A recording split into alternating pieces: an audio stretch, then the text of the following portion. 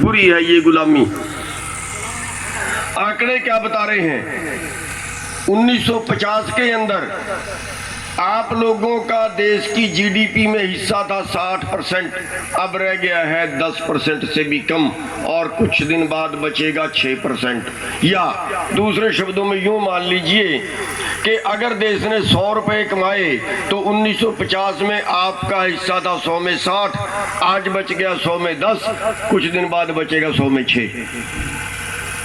पूरी खेती का ये आपका आंकड़ा।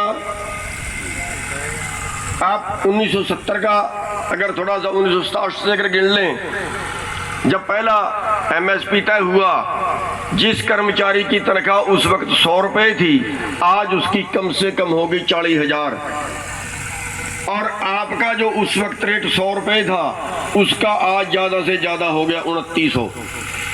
आपकी आमदन बढ़ी, आपके भाव बढ़े 29 गुना। इसी देश में दूसरी तरफ जो कर्मचारी है उसके रेट बढ़ गए 400 गुना। व्यापारी का माल हो गया 1000 गुना। आपके सामने एक और उदाहरण रख दूं, सोने के चौगिर्द पूरे अर्थव्यवस्था घूमती है। किसी भी देश की पैमाना जो होता है वो सोना होता है, उसके इर्द गिर्द उसकी रेट आंके जाते हैं। 1970 में आप अगर 1 तोला सोना खरीदते थे तो आपको 2.5 क्विंटल गेहूं देनी पड़ती थी, और अगर आज आप 1 तोला सोना खरीदोगे तो आपको 25 क्विंटल गेहूं देनी पड़ेगी। अगर आज भी 2.5 क्विंटल में 1 तोला सोना आ जाए तो आज भी आपका उत्तम खेती है, आज भी उत्तम खेती है। कोई सुसाइड नहीं करेगा, कोई आत्महत्या नहीं करेगा कर्जे में। आज हर 32 मिनट में एक किसान कर्जे में मर जाता है। कितने कर्जे में मर जाता है? पूरे देश का अगर कर्जा जोड़ दें, किसानों का, एग्रो इंडस्ट्री का अलग निकाल दें, एग्रो इंडस्ट्री और एग्रीकल्चर का इकट्ठा कर्जा बताते हैं जो हमें आंकड़े देते हैं। अगर एग्रो इंडस्ट्री का कर्जा अलग निकाल दें तो सारे देश के किसानों पे 7.5-8 लाख करोड़ का कर्जा है। 7.5-8 लाख करोड़ के कर्जे में हर 32 मिनट में एक आदमी मर जाता है, आत्महत्या करता है। आप पंजाब में कई कर गए, 2 दिन में 5 आत्महत्याएं पंजाब में हुई। नरमे के एरिए में पंजाब में रोज की 3-4 की एवरेज आ रही है, पंजाब जैसे स्टेट के अंदर। लेकिन इसी देश के अंदर, उसी हिंदुस्तान के अंदर, जिसमें 50,000 रुपए में आदमी मर जाता है। मैंने देखा है एक गांव में, एक सोसाइटी में मैं गया यूपी के अंदर, उसमें बाहर दीवार पे लिखा हुआ है कि ये आदमी इस गांव का रहने वाला है, 15,000 रुपए का हमारा कर्जदार है, केवल 15,000 का। हमने आरटीआई लगाई और आरटीआई में पूछा कि 500 करोड़ से ज्यादा के कितने डिफॉल्टर हैं हमारे देश में।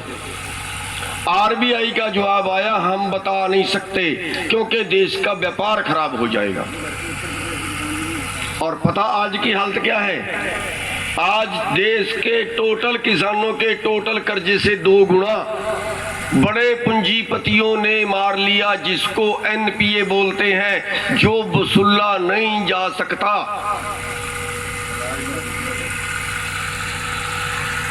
और इस कर्जे में देश में एक भी आदमी ने सुसाइड किया हो, एक भी आदमी ने आत्महत्या की हो 15 लाख करोड़ में, तो मैं बता दूं। टैक्स छोड़ के अमीर बनाया जा रहा है। पूरे 97% लोगों की आमदन कम हुई कोरोना काल में, 3% लोगों की आमदन बढ़ी। पूरे देश की आमदन कम हुई। अंबानी की आमदन 73% बढ़ी, उसके पिछले साल में 67% बढ़ी। बाबा रामदेव को सारे टैक्स छोड़ दिए गए, एक ही साल में 120% के 100 कुछ परसेंट है, कन्फर्म याद नहीं है, 100 कुछ परसेंट बढ़ी। एक साल में ही 2 गुने से ज्यादा। कोई किसान है यहाँ पे जिसके पास पिछले साल 10 किले थे, अब की बार 20 हो गए हो और अगले बार 40 हो गए हो? कर्जा तो बढ़ गया होगा। किसने खाया देश को, किसने लूटा देश को? अंग्रेजों ने। क्या हमने इसलिए सिर दिए कि अंग्रेज हमारे देश को लूट रहे हैं। अब तो अंग्रेज तो चले गए, फिर अब किसने लूटा है 15 लाख करोड़? हमारे देश के लोगों ने।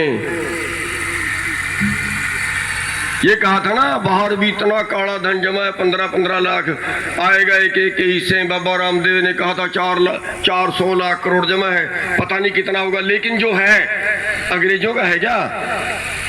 हमारे देश के मॉडर्न डाकुओं का है। हमारे देश के मॉडर्न डाकू जो पहले चंबल घाटी में हुए करते थे, संसद में बैठे हैं। हमारे देश के मॉडर्न डाकुओं ने मॉडर्न तरीके से पैसा लूट के विदेशों में जमा करवा दिया।